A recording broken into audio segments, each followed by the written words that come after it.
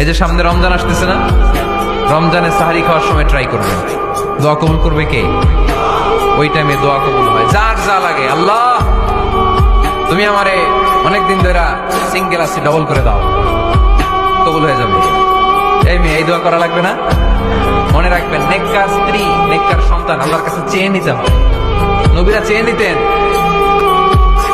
যুররিয়া সালেহা নবীরা চেয়ে নিতেন। আল্লাহ পাসপোর্ট দিয়ে রাখছি, জাপান যাব, আমেরিকা যাব, আল্লাহ ভিসাটা হয় না, আল্লাহ শেষ সাথে চান, কবুল করবে কে? তাহলে একটা টাইম পাইলাম, তাহাজ্জুদের টাইম, ঠিক কিনা?